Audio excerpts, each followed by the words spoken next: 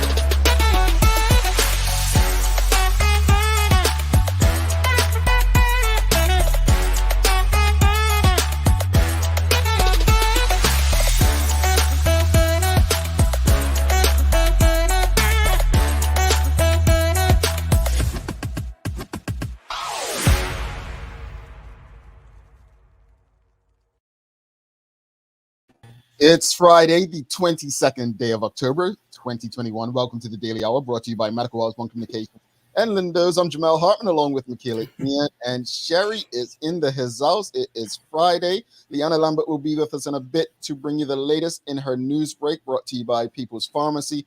It's Friday. Something tells me everybody's ready for the weekend. Mm-hmm. Beyond ready. Yeah, I am ready.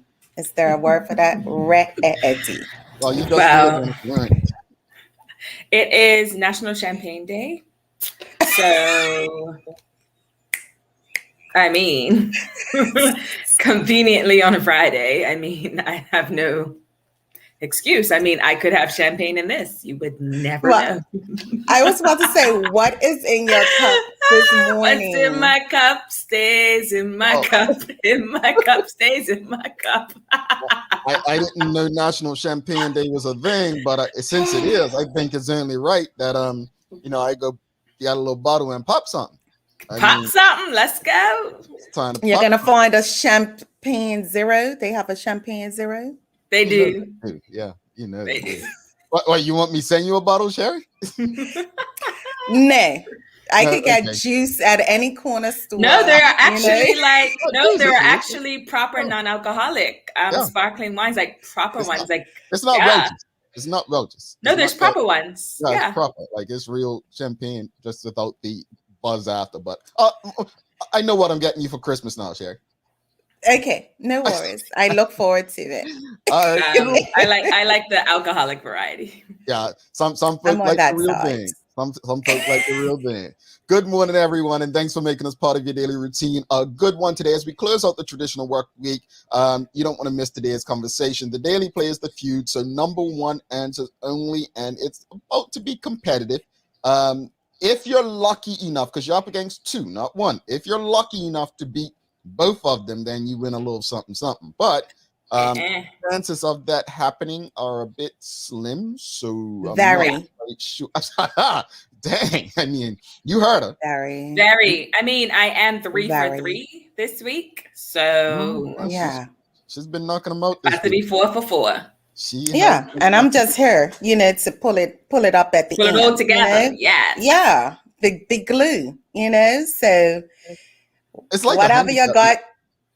Let's go. They used to call it a handicap match in wrestling, like it was 2 against, I guess you guys against 100 and something people. So their excuse, as the excuses come in, they tell me, well, there's a delay. I can't respond as fast as Michaela and Sherry. That's what they've been telling me, right? Maybe they should know what the question is ahead of time, and then maybe they'll be able to answer. I'm just saying. No, because then it's a delay still. A delay is a delay is a delay. Like, come on, people, just get on your fingers. Yeah. I mean, look, folks, honestly, you just got to be fast with it. You got to be fast. Carla joined yesterday when Michaela answered India fast. Her I sort of comment after the show was like, wow. And I'm like, nah, but Carla, I see you now, because a couple weeks ago, you were like, oh, that was easy. And that, and all of a sudden it's wow now, huh? All right, we see you. But look, let's get into today's discussion. Anybody see what happened down there in Barbados? Anybody caught up with that? Yes. Yes. Yeah. Audience, I'm not. I mean, hopefully you guys are caught up on it, but my good friend Tarai isn't too happy about it. Tarai tried over at Bermuda Oh Blog. God, Tarai and his allegiance to the Queen. Jesus. Oh, Oh, bro. Tarai. Folks, Tarai has one of the most entertaining social media Oh pages. Lord. Seriously. Really? Oh I have to yes, start girl. following him He on don't. He Twitter. don't. No, Lord. Facebook, basically. Facebook. He does go on Twitter a little, but he's on Facebook mainly. And Oh, he's his on my one of my platforms, so I could yeah, he's on one of I could yours. do Yeah, that. yeah. Okay, I could do that. Twitter is too much for me, but okay. he Tarai's not too happy about Barbados. Tarai says Okay. he's disappointed that they're leaving the family. I should say that's his words. They're leaving the family. We should be concerned about them leaving the family. So for those who don't know what happened to Barbados, look, and Tarai is my boy. Like that's my boy. I honestly, you all don't understand. Entertaining. But he loves the Queen, He right? does, and he don't like Meghan Markle and Yeah. Prince Harry. That's how He, much he likes the Really? Queen. oh yeah, Yes, he it's look. crazy. Tarai I loves hope the he's Queen. watching. Hey, look, we're gonna tell him. If it's not, we're gonna tell him. We're gonna show him. But so Somebody basically, let him know. what he's unhappy about is Barbados elects first ever president ahead of becoming a republic. So, for those who don't know what that means, it means, and I'll use Canada as the best example because they're the largest of the countries. Canada, though independent, is still part of the Commonwealth, right? And so the Queen is still their head of state. Barbados under Mia Mottley, back in I think the late 90s, they said they wanted to remove the Queen as head of state. Mia Mottley has been, since she's been leader, in my opinion, one of the best leaders any country, big or small. The way she leads down there in Barbados, she made it a point to make sure that this happens under her leadership. Mhm. So Dame Sandra Mason, 72, set to be sworn in on November the 30th. Which will mark the country's 55th anniversary of independence from Britain. So she's the first woman to serve on the Barbados Court of Appeals. Dame Sandra has been Governor General since 2018.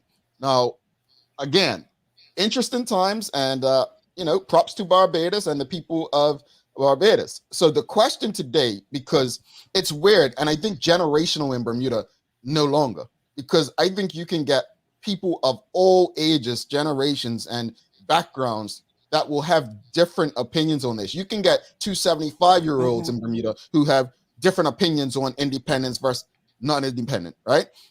You can get two 18-year-olds, independent versus not independent, right? But the question simply is, Barbados is becoming a republic. Will Bermuda ever get there? What do you think? My answer is simple, and I don't usually go first, but I'm going to tell you. Bermudians to this day still don't even see everything that was wrong with conscription. They didn't want to let go of conscription. So how am I to believe that in my lifetime we would ever become independent, let alone become a republic? There's steps to this. When we don't understand what freedom is, looks like, and feels like, then we, of course, want to be. And let me just be clear before anyone starts running on that road, but, oh, what about Jamaica? That's a weak-ass example to use Jamaica as an example of not to go independent. Jamaica did not have the issues that it has because they chose independence. Let's be clear about that. Nor did Haiti. It's deeper than that. So you maybe have to go to an economics course or something to kind of understand that. But or just a history lesson. Maybe a history lesson, yes. Yeah. But I think when it comes to Bermuda, whether independence is the way to go or not, I think we have to think beyond what the fear factor. And I want to end it on this. I'm not sure how many people have read a lot of history when it comes to slavery in the United States in particular. But this may shock you if you haven't. Not every enslaved Black person wanted their freedom. Not every enslaved Black person wanted to leave the plantation. Not every enslaved Black person wanted to go out on their own, because to them, all they had to do was what their master wanted them to do, and they would have got room, board, food.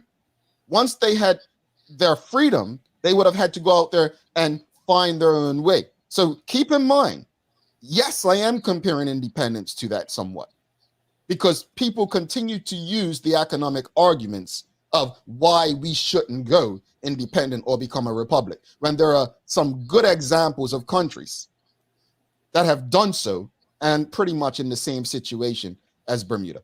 I rest my case. I would say, in addition to that, I mean, first of all, Mia Mottley is a bad woman. I just briefly read her background. I was like, hey, listen. But I would also ask for the history lesson for myself. I don't have much of an opinion, and I'll just be very freaking honest, because I don't know all the information that comes behind independence. So I'm going to leave that to the two of you and the audience to help to inform me even more about the pros and cons of that possibly being something. I mean, I could throw something out there and say, yes, it's going to be great, but I don't have all of that information. And to look at other places, it's like, okay, what does independence really look like? And what does it look like for Bermuda? I think when it comes to talking about being a republic, the first step is independence. There are dozens of nations around the globe that are still members of the Commonwealth. Okay. There are dozens of countries, islands, a lot of the Caribbean. We have India, Pakistan, Canada. So I think, I can't remember if there's still countries in Africa that are part of the Commonwealth. I can't remember off the top of my head right now. But we have dozens and dozens and dozens. So these are all independent countries. Because remember, we are a territory, not part of the Commonwealth. So we're different. However, my point is that there are all these countries that have been independent from Mother Elizabeth for decades, and they're still part of the Commonwealth. Still, when I was doing some research last night, I think the fastest country to leave the Commonwealth was Guyana. They got their independence. 4 years later, they were out. Correct. So I say all of that to say, if all these countries are still as part of the Commonwealth, they still respect the Queen, she's still the figurehead, we're still a territory. I do not foresee Bermuda becoming a republic in my lifetime. Because the steps to independence, I mean, I remember when I was 9, 10, and John Swan had that referendum for independence. And I remember all the conversations. And I mean, I'm 35 now. So this was 25 years ago. And I remember everyone, like Jamel said, oh, we don't want to be like Jamaica. We don't want to be like Haiti, without even acknowledging the historical reasons why these things happen to these countries. So these things are not lost on me. I'm not pro-independence. I'm not anti-independence. But to answer the question, no, I do not foresee it. And honestly, it's kind of a shame, because when we look at history, when we look at colonization, when we look at, like, I remember when Prince Philip died earlier this year, and people were like, this is the OG of colonizers. Like that's what they were. This man was 99 years old. So this isn't a case of, oh, all the people who did the bad things are dead. Well, one just died. The Queen still wears jewels that were stolen from her Commonwealth countries. Like, let's be real. So I feel like we still have this insane allegiance to this 95-year-old woman who doesn't give a flying F about any of us.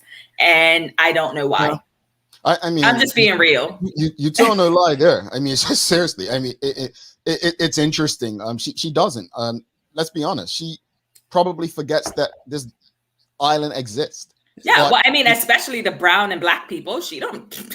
Yeah, I think for, you know, when, especially now, you speak to people about the benefits, and they speak about going to college and being able to go and live and the passport and so on. And you know, again, you know, it's one of those things where I don't think we'll see independence, let alone a republic, in my lifetime. I don't. However, I think it's worth having these conversations. You know, the conversation in the US back and forth is critical race theory right now, right? And so I think in Bermuda, it needs to be colonialism. Like even Michaela referring to Bermuda as a territory. Like, language is important, because at the end of the day, what, 20 years ago, they changed it from colony to territory. Like, look, we know what it is. You know what I'm saying? Getting people to understand that is like, and educating them from the ground level below the surface of the ground level. I think that's the way to educate people going forward. Now, I can't tell people what's best for them. I'm not a politician. I'm not in that position. I can't go out there and say independence will be best for you, because as a business owner, they may be like, no, I own this bank, an insurance company. Being a part of the UK is beneficial for my company. Right, right. A Bermudian who has a young son may say, no, being a territory makes sense for me, as I'm trying to take my son to an academy, and it's easier. The process is easier going. But then there's people who say, no, we need our independence so that we can have our own passports made in Bermuda. You know what I'm saying? So there's right to it. And I think Michaela mentioned a lot of stuff, and I hope people, like, it was all packed in a tight space, really consider, because there are pros and cons. I don't have the answers on whether or not as a country, I think when John Swan did it, I think it was 93 or 93, 94. It's like 94. I remember I was like 9 or 10. I can't remember. I just remember the conversations. And I think back then, but Barbados has been having this since 98, right? Yes. But I think with John Swan, I think at that time, Bermuda was better positioned than it is now. Economically, absolutely. Economically, yes. I think Bermuda was better positioned. Let's go to some comments. Michaela, Charles H. Jeffers II. Sherry is not alone. Until a government or a group of people take the time to educate the people on what independence would mean for Bermuda, there will always be this debate. Absolutely. I had this conversation probably 2 years ago, and there's never here are all the benefits of us going independent, and here's why it's great for Bermuda. I have yet to hear that. Well, it has to go beyond, we don't like the Queen. Well, folks, it's actually, this is what I was going to say. NT Steed actually said it. Sherry, you can read the 2005 Independence Commission report to get up to speed. I keep being told the report is still relevant in 2021. Well, remember, wow. Whenever we would talk about this, the late Laverne Ferbert would always say, Jamal, you need to read the report. And I would say, Ms. Ferbert, you sent it to me and I read it. Yes, well, if people can't understand that, then they just don't want independence. Oh gosh! And I speak because her and I had a very interesting relationship. Yeah. She made sure that whatever I commented about publicly, if she had the information, she sent it to me. Like, okay, have a read. Let me know if you feel differently after that. We're talking Pitt Commission. We're talking about that report. You know, whatever it was there, and it seemed like I needed that. She gave it, and I used that as an example, Sherry, because there was a report done on it that showed you what the benefits were from a pro-independence premier. What I think we need now, and this is how research works, folks. I know you all probably don't really want to hear this because of your vaccine arguments and pandemic arguments, but research works when you read one side and compare it to the other side. That's research, folks. You break them both down, you see what the arguments are, and then you move forward. But with an informed decision. You don't read one side. If I'm pro-independence, I'm not going to read this report and come away and say, exactly, that's what I've been saying. No, I want to see the other side now. Yeah. You know, you have to in order to have that thought process and that and just understanding from both sides.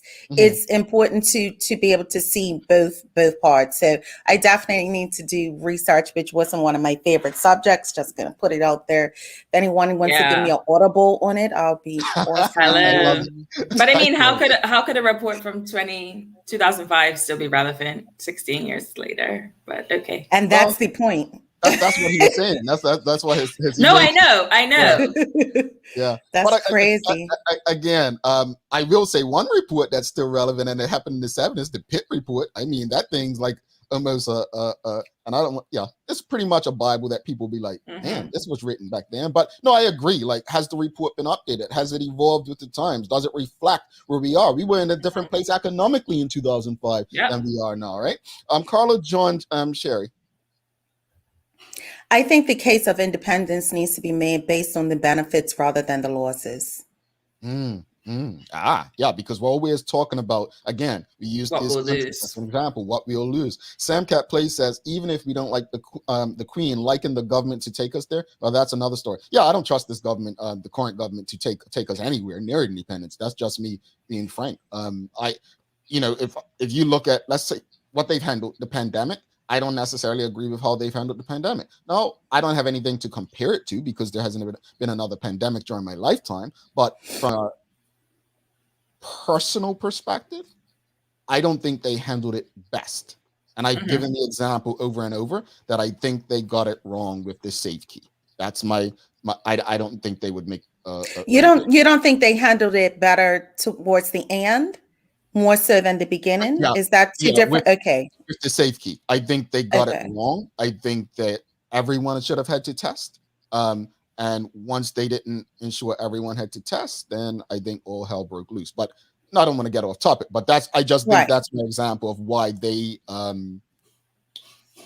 wouldn't do well in the taking us towards independence. Teresa and Marie, Sherry.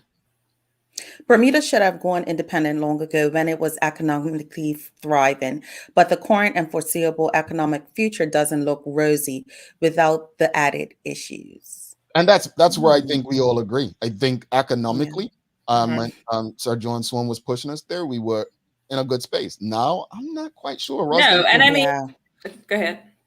Yeah. For discussions on decolonization, check out the Facebook show Territories Talk, where fellow overseas territories discuss the path to decolonization twice a month. That's interesting. Yes, Chris Famous does that. But I will say a large benefit to being a territory this year is the fact that we were able to get vaccines. And I say for free because because a lot of islands were very late to get vaccines. Like I know Barbados bought a ton of them from India and then shared them with St. Lucia, Guyana, and one other place I can't remember. So that was a benefit in terms of our vaccine program started in January. A lot of other islands started later because they didn't have access to it. But that doesn't mean that that's, the reason to stay. Indeed. Let's go to Bobby Singh says, I would like to learn about the economic impacts independence would have. Also, travel restrictions. Would our dollar be devalued? Would Bermudians require visas in more places, etc.? Definitely a lot of unknowns. Well, let me answer based on what I know, Bobby. Do we believe that being a territory of Britain, a country that literally does nothing for Bermuda outside of now really takes our passports and appoints our commissioner and so on, do they have anything to do with the travel relationship we have with the US, for instance? No. Would the dollar be devalued? If anything, the dollar can be devalued because we are a territory and they're trying to take away our livelihood right now with international business. So that is a Bermuda-based relationship. I think I hear you, and these are valid questions. But I think we have to consider that the benefits that we have now have very little to do with Britain and a lot to do with, and I'm just going to say, the brilliance of business politicians that Bermuda had back in the United Bermuda Party. That's the truth. And I don't think Bermudians understand that. The visa requirements and economic, like dollar value and so on, has nothing to do with us being a territory, really. It has everything to do with how we govern as a country. And truthfully, we are self-governed. So let's bring Leanna into the conversation and let's see what Lee thinks. Good morning, Lee. How are you? Good morning, guys. I am great. My flora flowers are holding up. They look good. Listen, hydrangeas will last like 3 weeks. I'm telling you. That's what I'm saying. I'm so excited about this. They look pretty. They do, Lee.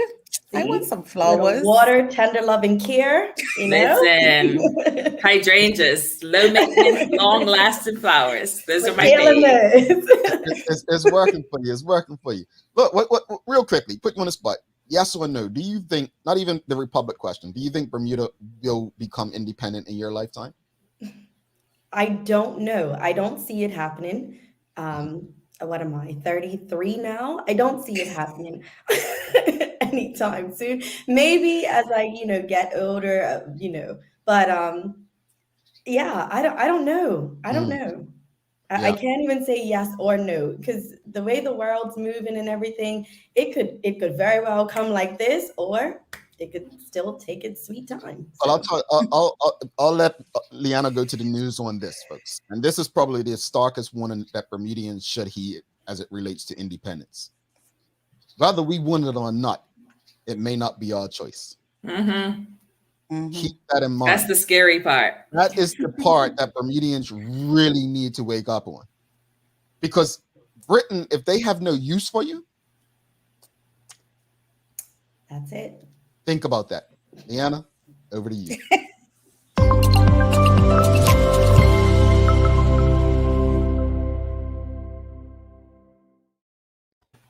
Thanks, Jamal, Michaela, and Sherry. TGIF, everyone. I hope you all are having a great start to your day and you're ready for the upcoming weekend. I'm Liana Lambert, and it's time for the Daily Hour News Break, brought to you by People's Pharmacy. Well, if you were optimistic about seeing an end to the pandemic next year, you might have to wait just a little bit longer. Why, you ask? Well, discoveries in the UK found yet another variant, and it's called the AY42 coronavirus variant, also known as Delta Plus. But luckily, the island has not yet been impacted.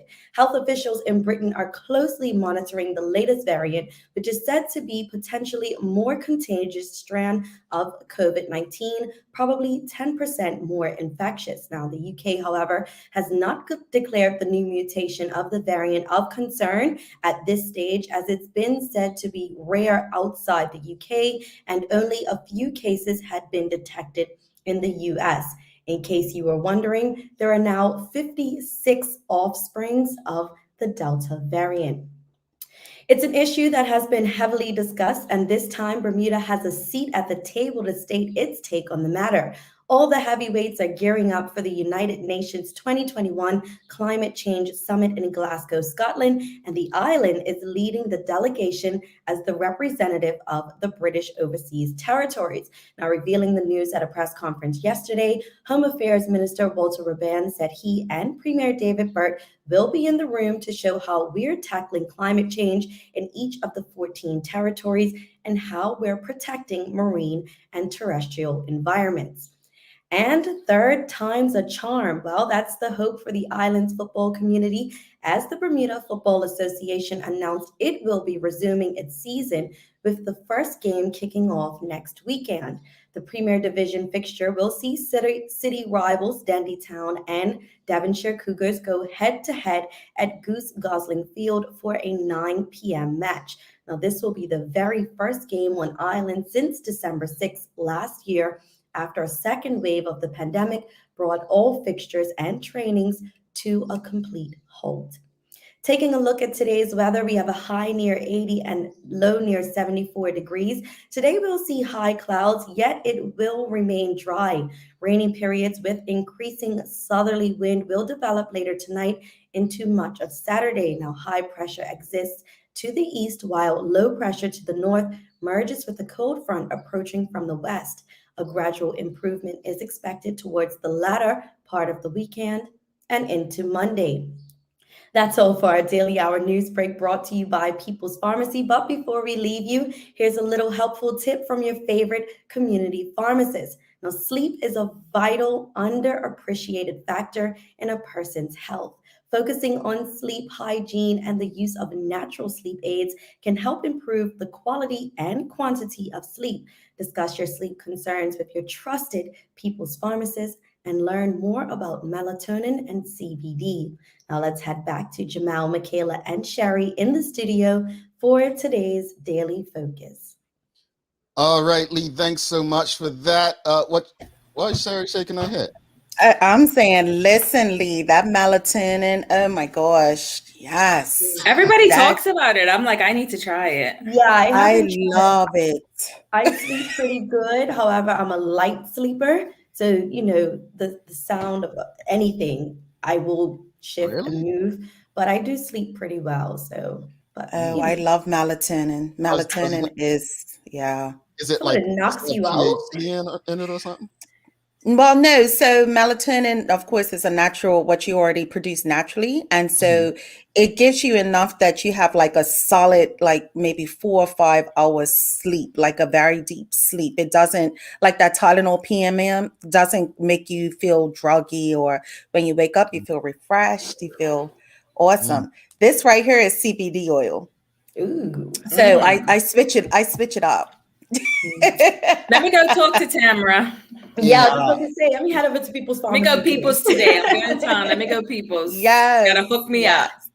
They getting high, folks. They getting high. Lee, thanks so much. Enjoy your weekend. We'll see you back here next week. You guys as well. See you later. Bye. Alrighty. Man, I take a little something myself. Hey, look, don't go anywhere. Another important conversation coming up. We've got some issues. Michaela shared something in the group last week. We've got some issues, and we're about to solve them. Stick with us. Better Than Bouillon is a family business, a food producer for the organics market who believe that great recipes begin with premium ingredients. This aptly named brand is aimed directly at the primary stages of meal preparation in the kitchen, replacing traditional bouillon cubes and the like with bases made from organically produced meat and vegetables, resulting in a higher level of purity and more robust flavor. This month we're featuring Better Than Bouillon organic bases made with roasted beef or chicken or seasoned vegetables. Lindo's, why go anyplace else? Hi, I'm Karen, a nurse at the old folks home. These long hours used to kill my feet until my hairdresser told me about a great place to buy a pair of clogs. Medical House. Finally, relief. They also carry uniforms in bright, bold colors. And not to mention the support stockings. Karen, Miss Salter sped her bed again. Oh gosh, these days, I need all the support I can get. Medical House has relocated next to the Dendy Town Field, number 6 Bakery Lane, Pembroke. All right, welcome back to the big show. Michaela Ian, Sherry Vanderpool, myself, Jamel Hartman. It's the Daily Hour brought to you by Medical House, One Communications, Lindo's, and People's Pharmacy. Let's get right into the conversation. So, Michaela shared some information with us last week, some stats about, and they're very disturbing. If I don't know if it was just me. I'm pretty sure you both black women found them disturbing. And I'm gonna be very honest. I mean, I'm vulnerable. I was ignorant to this, even though this information is accessible to us. I didn't know it was this bad. Right now, I say that because I had made a comment like this at a previous employer in Bermuda, stating that, like, black people had to work that much harder just to achieve. But this in particular, and Michaela, I don't know, I'm a guy. I don't know if you guys want to kind of take this one and just explain to people, but it's disturbing. And I'll just start with the graphic of the median gross annual income. Yeah. Right? So the total, folks, stick with me, and I'm sorry that we can't bring it up on the screen. The male earns $112,923. Hold on. Can we go back just a touch? Go back, Kale. So we just want to give some context. So this is the 2019 median gross annual income, and this is for accountants. For accountants, yes. In Bermuda. So this is not just what a male makes versus what a female. Yes. This is for the accounting profession in Bermuda. And then there are other stats that we're going to share as well. So just so you know, we're talking about employment, and we're talking about the misogyny and racial discrimination within Correct. That. So total males 112, female 92,939, right? Mm-hmm. Black male 90,000, right? Black female 81,677. The white male 131,478. The white female 101,000. Mixed/other races 88,500. The female 96,545. Anything you want to add to that, Michaela? Am I sharing my thoughts on this? Well, I mean, take it away. Sure. So we just have to remember that these are stats that were released in the 2019 employment survey. So these are not numbers that were pulled from the sky. They're not US numbers. These are Bermuda numbers from the Department of Statistics. The thing that stands out to me is that the Black woman, no matter how hard she works, she's always going to make less money in the same position as a white man, a white woman, and a mixed race woman or man. Always bottom of the totem pole. And mixed race women make more money than the Black man. So do white women. So do white men. So it's very disheartening when we have companies that say things like, oh, Black Lives Matter. And, you know, we're not racist. We want to hire locals. We want Black Bermudians in positions. So you want us in the positions. You want us to do the work, but you don't want to pay us properly. Okay. Cool. You want us in a position because that's probably what it is that's listed in your whole thing as to why your company is here. You have to list or have, you know, this many Bermudians, this many, you know, females or whatever the case may be. I just want to know why. If I'm being educated just as much as you, why? Why can't I be paid the same amount of money as my counterparts? Exactly. What is the, I need to get, you know, I need to know why. Let me throw the question out real quickly. So the question, folks, is why are Black women not receiving the opportunities? And it shouldn't even be they are qualified. They are pretty much more than qualified.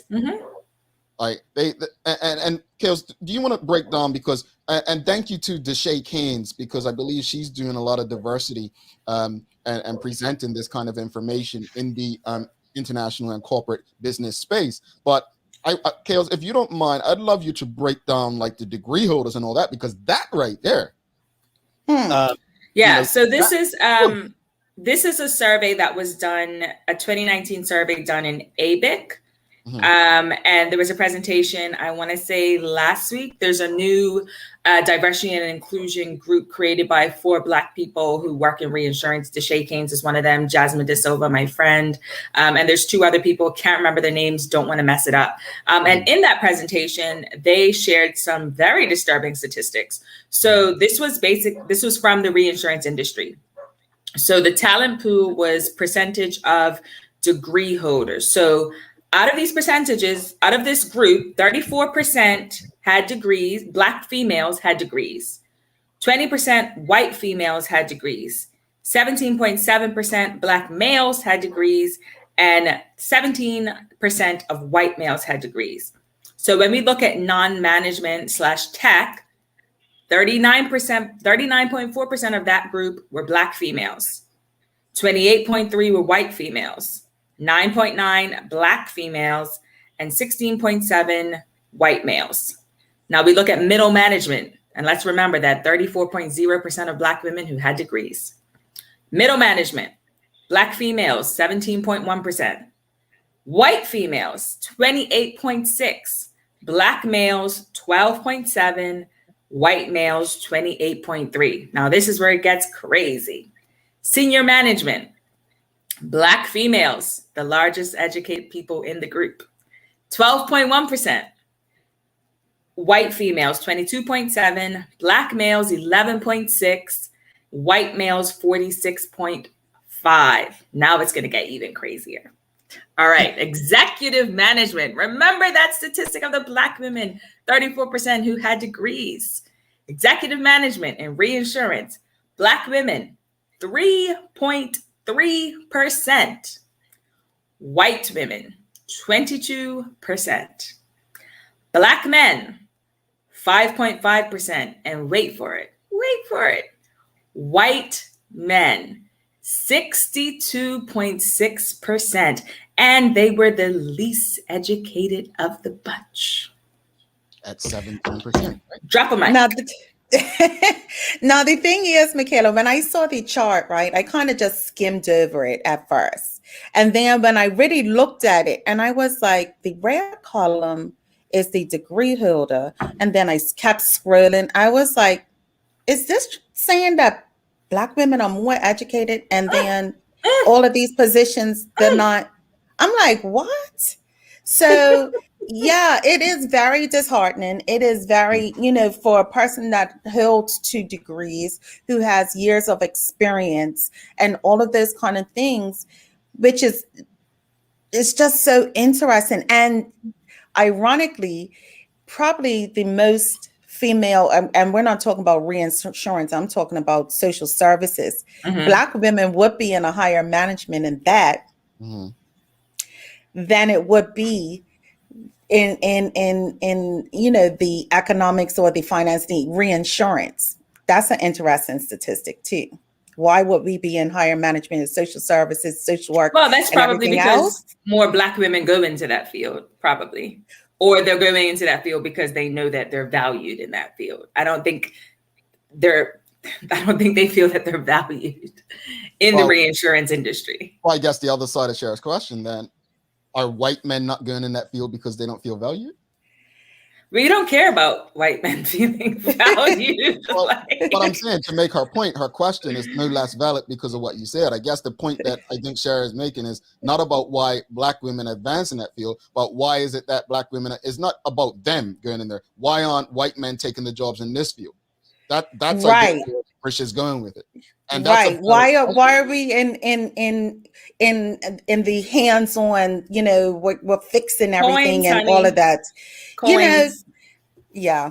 Coins. And let's also clarify the fact that those stats and the stats before don't include benefits.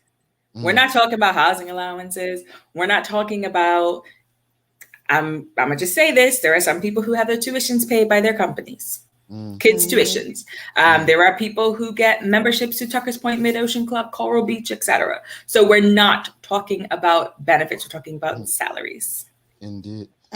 Folks, thanks again. This information people are asking from Department of Statistics, as well as a presentation that Deshae Keynes provided, and the survey, it looks like from 2019 ABIC survey, workforce distribution. So that's to answer your question. Let's go through a lot of comments, folks. I mean, you guys got people in the Elans, Terry K and Carla John Kills. This is why the feminist movement is a difficult one for me to get behind as a Black woman. Listen, because the feminist movement is about white women. You should see the latest figures on the earnings of Black men and women in international business from Bermuda's Association for Corporate Racial. These are the figures, Carla. These are the figures. Yeah. It's a new association. It's wrong. How can it be fixed? Or is it again, we lay down and take it where the fate leads us? Ooh. Yeah. I mean, ooh, Richard. These are stats that we can't just discuss. The words have to lead to a movement, an action. But I think the first question is, why are Black women not receiving these opportunities? Once we answer that, we then say, what are we going to do to fix it? And I'm not in a corporate space. I've never really worked in a corporate space. I'm a person who I just don't go where I'm not welcomed, where I don't, I would rather create my own space than to go into spaces that I'm not welcomed in. I know that's, harder to do in certain spaces, but how do you go in and change a space that wasn't created for us is part of the challenge. Sheikah Arena, Sherry. Stats always drop a senior management level. Diverse employees tend to have to leave after being stuck in middle management longer than others.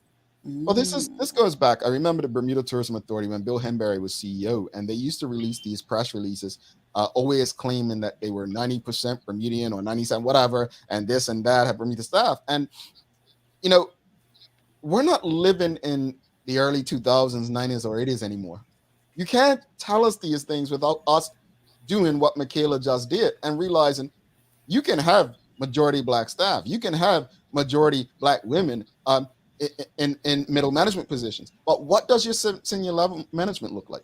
Yeah. And that's, I mean, it's beyond what you want us to believe. It's beyond that. Go ahead, Kelsey. Yeah. No, that's just unfortunately how it is. Like when I worked for America's Cup, for instance, I mean, I could count the Black people on one hand. One hand of the entire office. And I mean, there was one Black woman And she started out in a position, and then she eventually got promoted to a higher position, and she was at the highest position of a Bermudian, and she was a Black woman. Mind you, she was excellent, and she should have been there from the beginning. But it was just, no opportunities despite being qualified and beyond, On a predominantly Black island. Yeah. And that's the thing. Like, we are the majority. Michaela, Laverne, and Teresa. We have always been seen as breeders, not only as not as value contributors to society. Our education experience is many times used against us. Well, we end up training our counterparts. Absolutely. Oh, breeders. Wow. Surely the heavy weighting in accountancy results from predominant recruitment of foreign employees. It's a known fact that few Bermudians in general choose this field, but not for lack of encouragement. Carla, John, and Terry K. Sherry. Historically, civil servant positions were the only jobs Black women could hold and also amass wealth. Some white men have a different kind of confidence and audacity. Caucasity. Caucasity. You had me look at it like, did I read that? Oh no, I was just it's all. I got it. It's like the confidence of the mediocre white man named Chad. Like, that's what it is. Yeah. Rashida Godwin, it's actually too long to put on screen, but she says there's no why, and we have to stop being and we have to stop being delusional in thinking there's inclusiveness in these organizations, and there's no such thing as equal opportunity and equity under this oppressive system that was not built for you. You want change that benefits you, then create your own businesses or start another system. Blacks will never get a fair shot under this oppressive system that is not meant to oppress them.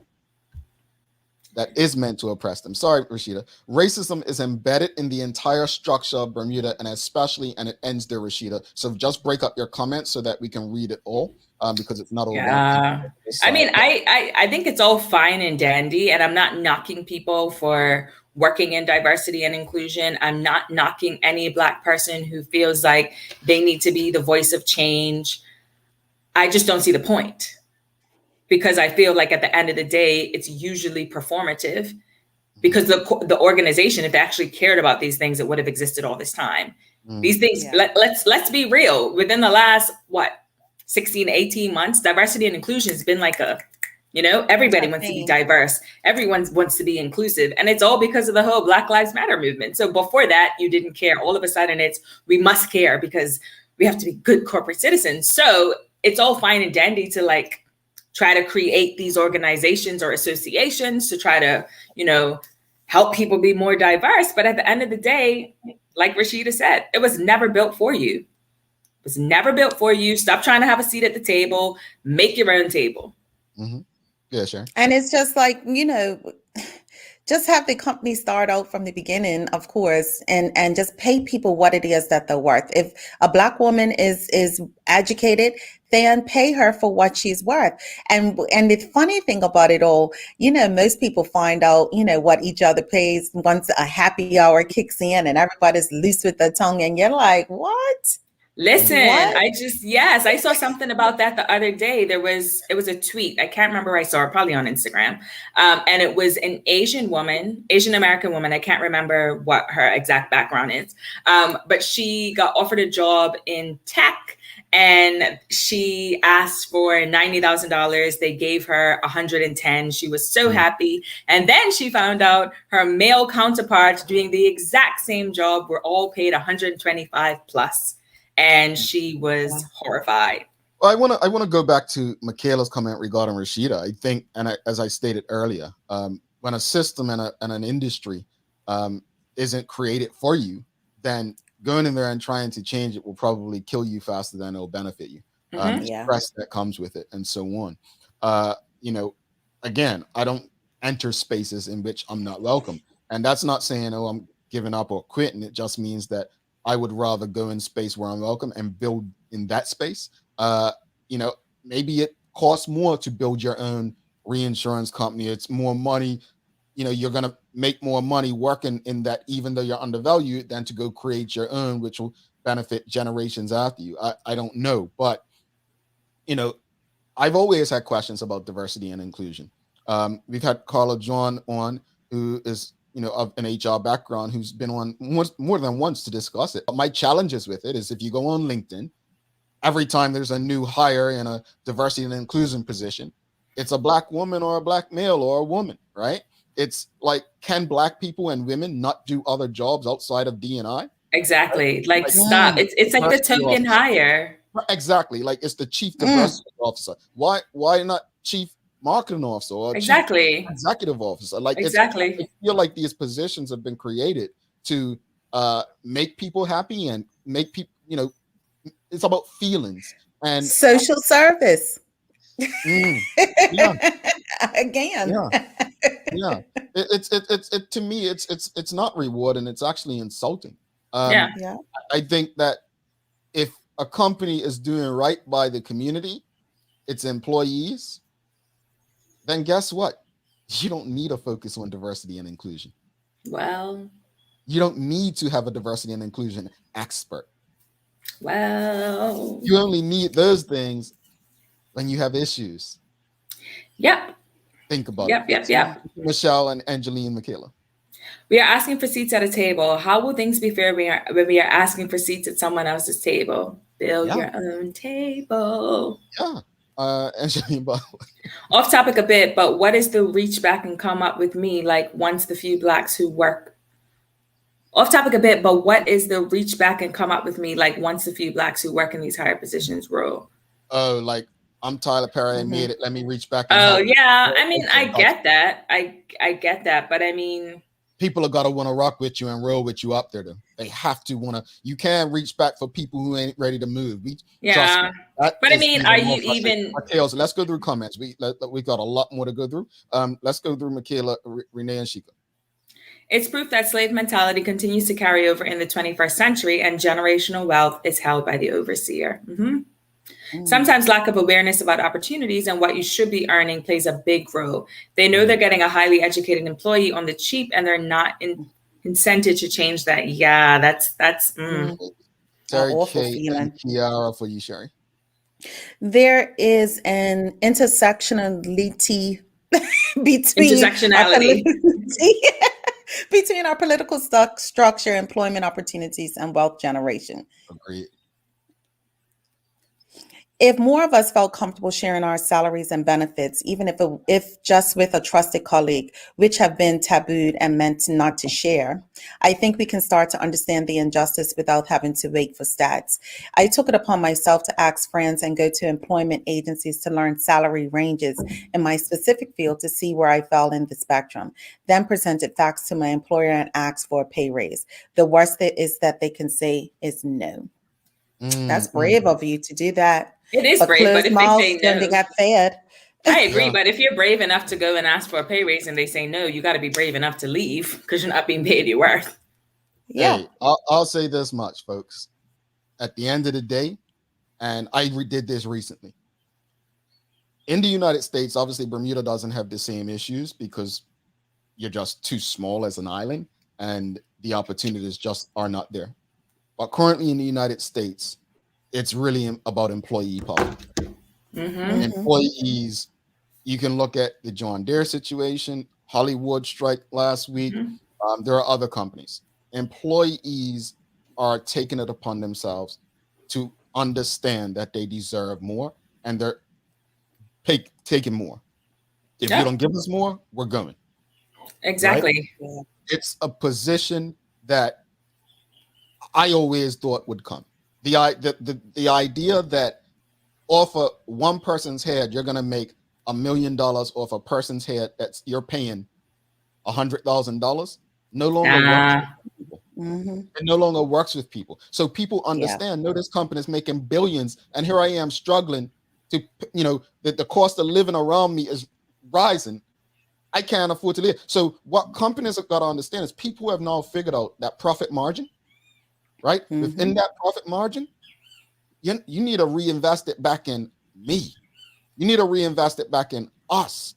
Yeah. Right? Yeah. Because we're the ones, like employees are starting to understand that, hold on, we shouldn't be lucky to work for them. Listen. Lucky to have us working like for them. You know what I'm saying? Yes. And in Right, this right, climate, Mhm. climate, when you can take your skills and quickly start an online Flip business, 'em. consulting, coaching, done for you services, whatever, you can take the skills that you have at your work and make double, triple the money that you earned at work. Like that's what we're living in right now. Now, keep in mind, there are some downsides to the gig economy, which Michaela's mentioning, right? The downside is it is going to be more difficult in the beginning. Yes. You want a house. Yes. It may be more difficult with healthcare, depending on where you live. Mm-hmm. But as Terry K is saying right here, the great resignation is happening. It is happening. And it is. I tell you, my advice to anybody who feels they're undervalued, get out. It is not worth the things that you don't even know it's costing you right now. Yep. Agree 110%. Believe in your skills, believe in yourself.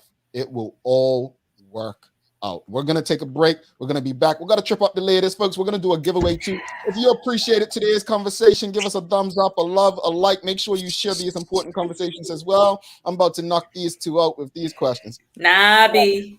Here we go. Better Than Bouillon is a family business, a food producer for the organics market who believe that great recipes begin with premium ingredients. This aptly named brand is aimed directly at the primary stages of meal preparation in the kitchen, replacing traditional bouillon cubes and the like with bases made from organically produced meat and vegetables, resulting in a higher level of purity and more robust flavor. This month we're featuring Better Than Bouillon organic bases made with roasted beef or chicken or seasoned vegetables. Lindo's, why go anyplace else? Hi, I'm Karen, a nurse at the old folks home. These long hours used to kill my feet until my hairdresser told me about a great place to buy a pair of clogs. Medical House. Finally, relief. They also carry uniforms in bright, bold colors. And not to mention the support stockings. Karen, Miss Soltis bet her bet again. Oh gosh, these days, I need all the support I can get. Medical House has relocated next to the Dendy Town Field. Number 6, Bakery Lane, Pembroke. All right, welcome back to the big show. Thanks again to Medical House, One Communications, Lindo's, and People's Pharmacy. Thanks to you all for continuing to engage in these conversations. It's time for the Daily Play, brought to you by Heineken 0.0. Great taste, no alcohol. Michaela, Sherry, are you ready? Ready. All right, it's the first question of the feud today. Here we go. Sherry, you're going to give us good, bad, and ugly after this, right? Yes. Okay, cool. All right, I just need to bring you guys down for a second. Name something kids are told to take turns using. The bathroom. The television. Bathroom number 2. Take turns The swing using. set. Swing number 5. Their toys. Number 1. Well, that's right. I was thinking of like something that you use. Toys are like what you play with. Because that's what I first thought. But I was like, that doesn't really make sense. But I guess. All right. Okay. Second question, folks. Second question. Name something sloppy people spill drinks all over. Couch. Their chest. Clothes. Number 1, close. All righty. They're on fire, folks. They don't give you all a chance. They don't give you all a chance, right? And some people have gotten the answers, but after you all, we've got toys, video games, toys. Yes, iPad. I think this game was made before iPad. Well, all right. So, final one, folks. Let's see if they can get it. Let's see if they can hang up. Name something you like to be alone to do. Use the bathroom. Sleep. Number 4 is bathroom. Number 5 is sleep. Eat. Is not on here. Okay. Alone Like to to be do. alone to do. Watch TV. Somebody got it. Carmen Mitchell-Jones is the winner. Ah, read. Okay. You said it 4th, but Carmen Mitchell-Jones said it. We got it first from her, but other people did say read as well. But you were just like, oh, Carmen Mitchell got it. And like, you just ready. No. Yes, you would. 2 out of 3 means a win as far as I'm concerned. So that's fine. Congratulations, Carmen Carmen Mitchell-Jones. You got Reed. And someone actually, so number 1 was Reed. And Terry, okay, she got think, meditate was number 2. Take a bath, shower was number 3. Bathroom, as Michaela said, 4. 5 was sleep, watch TV and movie. So yeah. Interesting list. It is. Look, folks, the hashtag today, you know what it's gonna be. Don't act crazy. You've done this before. You've done this Spell before. it correctly. It's called yeah, cut exactly. and paste. Spell it correctly. The Daily Hour. Hashtag the Daily Hour. Sherry, give us some good, bad, and the ugly. How was the week? How was the week? The week was pretty good, and I know for Bermuda it was, kind of even better. My good, of course, was Duffy Day and that whole day and what it meant for everybody. My bad is, gosh, have you been paying attention to Kanye West? His He goes haircut? by. No, Yay. he goes No, by Yay. Yay, I thought you Yee, were talking or about that something. haircut. No. Well, I see, can't really see his haircut because now he's wearing a full mask. It's not even like he's black or white. He's just walking around with a mask, and he's named Yee or Yay, no middle name. My bad is also, I need to get better with my country. I don't know if I posted this just yesterday. Did anybody know that S Hill was not spelled with just the letter S and that is ESS? I think that's just bad that I didn't know that. And a lot of people didn't know. But and put it in the comments if you knew. But also my ugly is that whole post office thing. That is ugly right now. And they need to sort that out. That is something. That is some tea. I'm sitting back like this, like, man. We like it. We like that little bit of ugly, that little drama, a little bit gives us something to talk about. Listen, I was like, okay, a mess. But that was my GBU for you week. So it's Jay. It's Jay. We can't call him Kanye anymore. So it's Jay. So from this day on, I'm just call me L. Just call me L. Yeah. And I'm she. She. So we're gonna see. Okay. And what you gonna be? I could be K, or I could be La, or I could be Mick. I got options, baby. So he has no middle name, and a court appointed. Are we being insensitive right now? Like, does he? And I'm asking seriously. Does he have has he been diagnosed mentally? He's been diagnosed with bipolar. He has bipolar disorder. So yes. I want to make sure we're not like. And I just want to be real. If he were a woman, it would be a Britney Spears situation with what he's done, what he's been doing over the past couple of years. It would be a Britney Spears situation. Yeah. What happened with Britney Spears? Huh? She's been under conservatorship for 13 years. By her father or something? Yeah, it's a mess. It's a long story. It's a mess. I'm just saying, if he were a woman, it would be a very different situation. I'm gonna have to read up on the Britney Spears situation. Go ahead, Sherry. Yeah, but no, it's very interesting, and a judge appointed this to happen. So, like, his name is legally changed. It's unfortunate. I'm sure his mom passing just triggered all of this. Not to say that it was no underlying issues all of this time, but I just hope he gets the help that he needs. I need to go back to this S Hill thing. I need people to let me know, did they know S Hill was really spelled ESS? Jamal, hang your hair because he didn't know where S Hill was. Listen, I don't know where S Hill is either, but there is never going to be a hill that's the letter of an alphabet. Like, it's just not. Know where S Hill it wouldn't make any sense. We're running out of time. I'm not letting you shame me. No, we're not doing shame. I'm shaming Sherry. Final thoughts on today's show, guys. Final thoughts, Sherry. Final thoughts.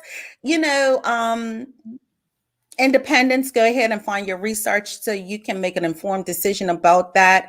And, just at the end of the day, pay people what they are worth, what they are educated for, what they are able to do, and put us in positions that we deserve at the end of the day. Just put us in what we deserve and what we worked hard for, what we spent lots of money to do, so that's my thoughts.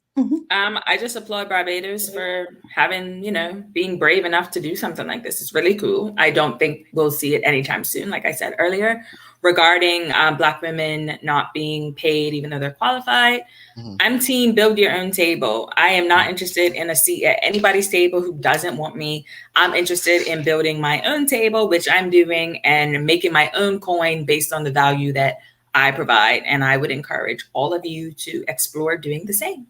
Indeed. Daily inspiration, then we'll do the giveaway. Yes, of course, it was dress up. All right, this is from Harry Potter. Working hard is important, but there's something that matters even more: believing in yourself. I love it.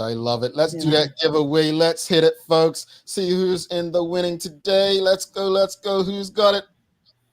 I don't know who you got. I'm thinking NT Steed. Who you got? Nika Peace. There we go. We have a new winner. I don't think I've seen this name in the winning before. So Nika Peace, No. send an email to engage@thedailyhour.com so that you can get your prize. Congratulations to you folks. As you see at the bottom of the screen, make sure you tune into Juggling Jason. Get your weekend started right. I mean, if you have an office that you share with other people, it might get crazy. So let me just say, sorry, happy birthday to my Aunt Patrice. Sorry, I couldn't do that before getting in trouble. Aunt Patrice, happy birthday. Because we want to make sure Sherry doesn't get uninvited to the table. Yeah, there's the tables that we want to make sure she's able to keep coming to. So Aunt Patrice, happy birthday to you. And folks, if there's anybody that we've forgotten in the audience, my mama ain't in the audience. You know, she never comments, but she always shows up for the win, like the thing. How's Mama Patterson? Mama Patterson is doing well. She said she was going to try to tune in today. No, she ain't like the way I spoke to her that time. She ain't been back since. Anyway. You know, she could drive up and give you licks. You know, she ain't too far from you. I'm being nice to Mom Patterson. Mom Patterson, we miss you too. Thanks again to our partners, Medical House One Communications, Lenders, and People's Pharmacy, for ensuring that we're able to do this with you on a daily basis. As always, we appreciate you. We love you. We thank you for making us part of your daily routine. If all goes well, we'll be back to do this again with you on Monday, sober after Champagne Friday with Michaela and Sherry. It's Michaela and Sherry Vanderpool. I'm Jamal Hartman, my friends. Please do make it a safe and great weekend. Peace out. Deuces.